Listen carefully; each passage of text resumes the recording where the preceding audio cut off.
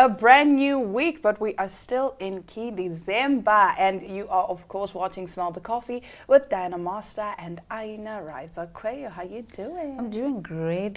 How are you doing? How you doing? How was your weekend? The weekend was great. I didn't do much. I went to church service on Sunday. That was great. And I just slept throughout. Oh, that's nice. You managed to rest. I managed to rest. Yeah, I feel so refreshed, revived. Let's go. Revitalized. Yes, let's go, Love darling. it. I am optai. Optai, onsas optai. I love it for you, my Speaking friend. of onsas optai, our girl B just broke a world record for the biggest I L'Oreal saw. masterclass. Shout out to B. Yeah. I need the kind of anointing that is on that girl's life On Bonang. to be, you know, Bonang find you, to sells locate you. out. Bonang, like, everything she does is just excellence, excellence, excellence, excellence. So shout out to B, shout out to L'Oreal, shout out to Uche. She was the beauty influencer that was doing this masterclass. Shout out to Tuso Mbedu. I think you do an amazing job as a brand ambassador. She is basically the SADC face of L'Oreal. Wow, Yeah, Saba, well. shout out to Tuso. I don't think if we didn't love you would be coming to the L'Oreal masterclass. Yeah. I don't think if and I love what brands are doing. I love that they endorse personalities because as much as maybe we don't want to admit it, these celebrities do carry influence. If you put Bonang on a poster, you know it's gonna sell. If you put Tuso, you know everyone, all her 1 million and something followers, people who really are diehard fans are gonna come to your thing. So I And think, you know, sometimes people show up just to show you hate. yeah, But you're still showing up. That's what people don't understand. that's why I realized on Instagram some people don't necessarily like you, but No, they follow you. but they follow you. And that increases your following. And even just the fact that they will watch all your posts. Just they to will go and drop a interact, hate hate comment. comment. But you're still pushing the algorithm to push me out some more. So this is why I say there's no such thing as bad publicity. You just always have to spin it around for your good. I don't believe in bad publicity, actually. And that's broadcast 101. Yes. Robin Tyson would be so proud He'd of be us. so proud of us. And Mr. Tyson, look at your kids now. Huh? Broadcasting students. Yo, we've really come from far. Hey? We come from far. Shame. Anyway, we will be right back with our top stories. Stick around. We'll be right back after this short commercial break. Santa has a festive surprise for you. Starting 2nd December, unwrap the magic of Christmas with our Advent calendar. Spot the Christmas globes in your favorite newspapers from Monday to Friday. Scan the QR code or WhatsApp hashtag Advent Calendar 24 to the Synergy chatbot. Find the Christmas globes on NTV.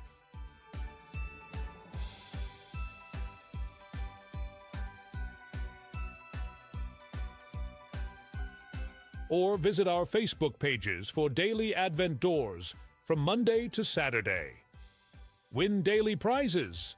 Lucky winners will be contacted and Logistics Hub Namibia will deliver your prize. Merry Christmas from Santa and his proud prize sponsors.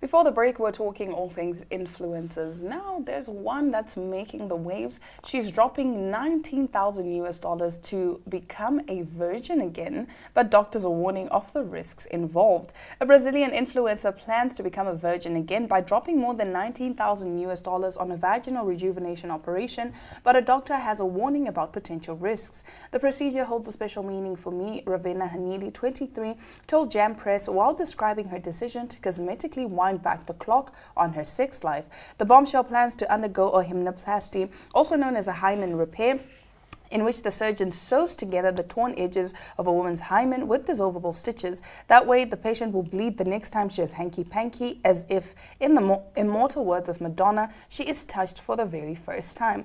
For Hannah-Lee, who frequently shares salacious snaps for her over 266,000 Instagram followers, the surgery symbolizes a fresh start in her personal and professional life. "I want to become a virgin again," declared the model.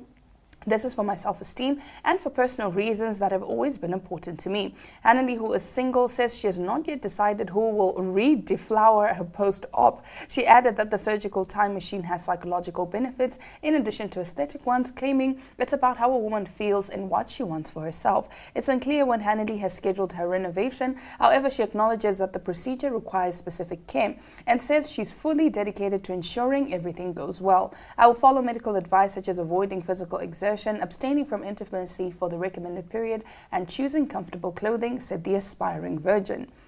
However, Anna Salusolia, CEO of London-based Medicinal Clinic, a virtual doctor's office that offers access to specialist physicians, claimed that the hymnoplasty is not the sexual fountain of youth that it's billed as. She said that while the procedure is a recognized cosmetic surgery, it's more symbolic and doesn't actually restore someone's virginity. Salusolia added that the virginity reversal carries some risks, including infection and scarring. The patient could also suffer minor bleeding during and after the procedure, irregular healing, and then dissatisfaction with the results. Like, it's either you're a virgin or not. It is what it is. And that's period. There is no going back. That's period. There is no going back. There's no going back. On what? And you know what? Even the experience lasts forever. There's Yeah. no taking it back. There's no taking it back. It's done. And you know what? A lot of men don't actually realize that, because they say that the hymen is a very thin layer of skin. So even the use of tampons can break your hymen. That's why some women don't bleed like the first time they have sex. So it's so weird, because every time I talk about sex with my sister and my daughter is around, I have to spell it out. So it's like, no, we're talking about sex. So I was about to do that. I'm like, oh wait, no, there are no kids here. But yeah, that's basically one of the misconceptions. So even this whole thing of wanting to undergo a cosmetic procedure, I don't understand. That's just so wild. Do You're Kegels, sis. You're Just do going to Kegels. waste a lot of money on what? For me, it's the pain. And the pain and the scarring. Why And would the you want your scarring. vagina scarred? That area is a very sensitive area. I would know because I had an episiotomy when I gave birth. It's not a fun experience. Period. So colleagues, if you don't want to have sex, Just don't. don't have sex. Just don't. It's okay. It's fine. We don't judge. You can't return. You can't revert it. You can't take it back. Once it's done, it's done. And I would understand, for example, let's say someone who went through trauma and they felt like they were robbed of that experience. But I don't think she went through trauma. I think she genuinely just decided. She's an OnlyFans model. We're not making assumptions, but we kind of are to say that, it was a voluntary decision for her Action. to lose her V card. Yeah, but nonetheless, let's talk about things that I like to talk about. Actor and presenter Jessica Nkosi recently revealed why she doesn't post pictures of her husband and children on social media. Yep, I know that many of you didn't know that Jessica Nkosi was married, but Homegirl actually tied the knot in 2022. In a recent interview on 7:02 afternoon with Relebogile, they spoke about her career, marriage, motherhood, and navigating grief. Reflecting on her life, she glowingly admitted to being at a point where she just loves being in her "my husband this, my husband that" era. Ever since we made it official, I've been referring to him as my husband, and people often joke asking if he has a name, she said.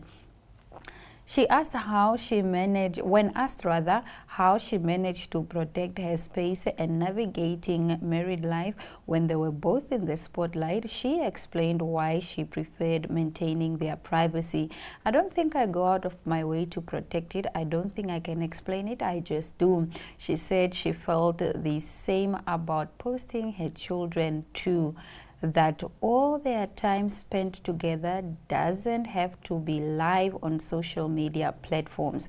My husband and I just don't feel the urge to share our moments online. I don't know why, maybe it's just how I am. When we are relaxing with popcorn, I don't feel the need to post it on my story. We are simply just enjoying time together. Love. Is that the type of Love it. celebrity you are? Love it. No. Of course. No, not really. It's the type of celebrity I would want to be, but I know I won't be that. Like, for example, if my man gives me like a nice bouquet of flowers, I'm You gonna will post it immediately. Yeah. Immediately. Even the neighbors will know. Even the because you neighbors walk will out of their know. house with that bouquet, just saying, "Is there someone outside? Can I be put it seen?" on my back, you know, You know. and carry it all around, flower it, you know, feed it, alles. But I aspire to have that kind of celebrity relationship. I think it's nice, but because also we were saying this other time that we now live in a time where we must broadcast everything. Yeah. You get sick, you are posting. Whatever it is, you're posting. There's no secrecy anymore. People are doing anything for likes and for Yeah. attention. And I like the fact that she's doing that. I'm not saying that or wishing them ill or whatnot, but I'm saying should anything then happen, like should they divorce or whatnot, I'm not wishing that on them, but it makes life easier for you. They can just move on. They can just move because they on. were never posting together Exactly. anyway. So Exactly. you probably only find out when she says, "God Something. forbid, Yes. it had happened." It had happened. Yeah. So I think in terms of relationships, I think for me, I would be posting the deeds, like the actions that he does. But not the person. Not the person. I was just be like, oh, my husband decided to give me a bouquet of flowers today. I wonder how or- I will be. I've never posted anyone I'm in a relationship with. I just don't feel the need either. You Or would- I don't know if I would post anything that I get. Maybe the deeds, maybe, I don't know. Not but it's even maybe. okay. I know you'll post the deeds. Maybe. You'll post the deeds, but you probably won't tag him. People Yeah. won't know. It's on a need-to-know basis. You don't need, Need to to know, know. my husband. You Yeah. just need to know that My husband, Did my this. husband, my husband. my husband. My man, my man, my man, my man. So you just, yeah, I see you as that type Yeah. of person as well. Even if you were to attend a public engagement, you would give him your phone and be like, baby, snap pictures of Yeah, me. definitely. You are not in the shot. You're not in the shot, but you know. And you then can we get that rare participate. picture. We get that rare picture with paparazzi like, Aina, and your husband, and then they just take one, and then you're like, okay, baby, move now. It's my turn. Yeah, but to say move now, you know, your partners can actually be jealous of you. But then that's the thing. That's why you Yo. should choose the right partner. You will never know anyone's True intentions and character. Yeah, to that extent To that until extent. they show you. Yes. The person can be an angel forever and one day turn Just around. wake up and decide And- not anymore. Yeah. But that brings us to the end of our top stories. After the break, we are talking all things books as Glenora visits Uncle Spike's Book Exchange.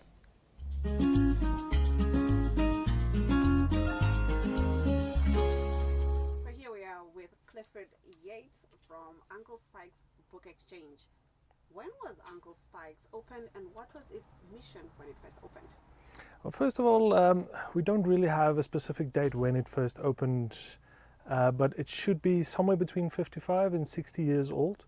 But my father took over the business in its current state in about Impressive. From what you know, how was the process of establishing the book exchange? Where did some of the first books come from? Okay, the first books, I think, was the original owner. His name was Spike Bowser. He had his own collection of books that he used to read, and he started off the shop as a toy store, and there was just a small corner of books in the toy store, and over time the books became more and the toys became less until my father took it over, and then it was only books. What do you think the reading culture was like when your father, Mr. George Yates, To pass the time, you either watched just normal television or you read a book. So I think back then it was much larger than what it is today. what are some of the biggest differences between Uncle Spike's in the 90s and Uncle Spike's before? Well, we are a lot bigger than what we used to be back then. I think the shop has doubled in size, and as we do tend to cater for most people. We try to for most people at least. And yeah, we've got all kinds of genres and all kinds of languages and so on. So we try to a limited amount of books available. We couldn't get books that easily from overseas and so on. Well, it's now much easier to get books from overseas. Still difficult, but much easier at least. I understand that you grew up working in the shop. What was your initial impression of the book exchange, and how do you look at it now? No, it's always been a very interesting thing. When I was a kid, I didn't really read a lot. I only started reading when I was in high school, about 16-year-old, and yeah, back then it was completely different. I didn't know a lot about books, but I was learning about it over the years, and my father taught me a lot on how everything works and how everything is done, and yeah, I'm still learning every day. Even now, I'm still learning. Correct me if I'm wrong. You're the 5th owner of Uncle Spike's. What are some of the traditions that you want to keep alive, and what was also passed down to you? I wouldn't say we've had traditions, but yes, we are the 5th. I am the 5th owner of the shop, but I don't think there was specific any traditions except for the fact that we stock everything from old to new books. I think that's the one thing that has always been there, from brand new to second-hand books, and yeah, we still do that today. And yeah. What was your father's relationship with books? Was he a book lover? I know you mentioned that you didn't really read as much as a child, but now you read. Younger, and yeah, he would over a weekend come by and get 2 carry bags full of books, and he would just read the nights through. He didn't really sleep a lot, so he just read. What were some of the main categories or genres of the books that were initially stored here, especially back in the days in the 90s? Yeah, I think the main stuff that was popular then and still popular now is romance and thrillers. And that was mainly the stuff that was stocked back then in the 90s, and not so much mainly now today, but it's still the forefront of all the books that we have. It's still the most popular genres. What other popular genres do we have currently? I think one of the most popular genres would be fantasy, and also what they call book talk. Now, book talk is the books that get made famous on TikTok. And it's just soppy romance sometimes it's fantasy, sometimes it's a little bit of thriller as well. But that's the kind of genres that's now very, very popular, but especially fantasy. Awesome. Are there any new projects or collaborations that you're willing to tell us about Uncle Spike's Book Exchange?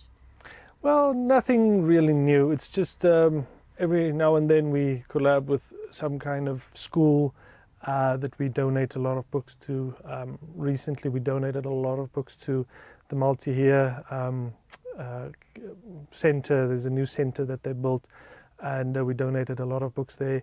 There's a school up north. We're going to start collaborating soon, that we're going to donate a lot of stuff to them as well. They're going to buy from us, and we're going to donate to them as well. So, but that'll happen soon. Well, do keep us posted when that happens. Getting to my next question, you just mentioned something about how TikTok has a sort of a genre here. How has the world moving to the digital world affected the business? Is it affecting it in a negative way, or is there still ways that Uncle Spike's can benefit from the digital world? Well, yeah, no, the digital world has given us quite a headache over the years. There's, say, about 10 years ago, we had this, when ebooks started coming into the country, we almost stood at a point where we said, all right, now enough is enough, let's close down shop. But we kept on going, and luckily people started coming back. People started wanting the feel of books again. And every day people work behind computers and behind screens and so on. And by nighttime, your eyes are a little bit sore and you're tired and you don't want to look at a screen again. So come grab a real book. And that has kind of come back in a way. But every now and then we do have a bit of a slump where people started going over to digital, but then they just keep coming back. So we luckily still in that stage. That's great to hear. Can you tell us about the customers that come here? What do you have? Regular customers, or is it different people every time? We've got a lot of regular customers. So we always try to keep our regulars happy as well. And they know that they can get cheap, affordable books from us, and they know that we stock a lot of the genres that they want to read. And so, yeah, we've got a large a number of people that keep coming back, that wants to support us over the years. But we do get a lot of new people in as well. I totally agree with that. When I was in college, I was, an avid supporter of the shop. So I'm guessing also a lot of college students come here to buy books. Yes. College students, kids from all ages, basically. What do you want Uncle Spikes to be remembered for, the book exchange and associated with? I think something that my father also taught me over the years was to be always friendly with the customers. There is the saying of the customer's always right, but we've learned that that's not always the case. But to be friendly and to be honest. So we always try to be honest. We could have taken people's money over the years, but we just didn't. We give the money back. We always try to be honest with them and tell them, listen, this is what you get for your books that you're bringing in. If you're not satisfied, please let us know. And I think that has helped over the years. The legacy has continued. And also just to have the legacy of cheap, affordable books in the shop. And that has always helped. What was it like taking over after your father? It was difficult. It was a difficult change, not having him here anymore. He was here for 41 years that he was sitting behind that desk. And that was a difficult transition, but we've gotten used to it. We know that he's still looking after us. He's here in spirit, even if he's not here physically. And we continue on with his legacy as well. Did you experience any challenges in terms of the customer base? Do you feel they were more loyal perhaps to your father, or they were loyal to the brand? I think they were loyal to both myself and my father, and to the brand as well. Because I've been here for about 16 years now, and people have gotten to know me over the years. 16 years that I've been working full-time, because they know me from high school when I used to help out my father as well. So over the years, people have gotten to know me and gotten to, they know my name, and they know my father's name, and they know we are Uncle Spikes. It wasn't just him, Uncle Spikes, or me, Uncle Spikes. We were Uncle Spikes. So that helps. What do you envision for the future of the book exchange? We're just going to continue doing what we do, continue learning about books and all that. A lot of our customers teach us as well about certain books, stuff that's popular. So we always learn, we always get taught, and we're just going to keep on doing what we're doing, and hopefully it'll work out for 10 years, 20 years from now. Any big lessons that you have learned throughout your journey with Uncle Spike's Book Exchange that you might want to share with us? I think the honesty part has always been something that stuck with me, to be honest. It's not always easy to be honest with people, but it really pays off in the end, for yourself, for your mental health, and for the other person as well. And I think that's the biggest thing that my father taught me, was to always be honest, and I'm trying my best to do that as well. Thank you so much. Anything that you'd like our viewers to know or just hear from you? Just come grab a book. Get into reading. Reading culture is so fun, it's so fantastic, so relaxing from our day-to-day busy life. Let's read. Thank you so much. Thank you.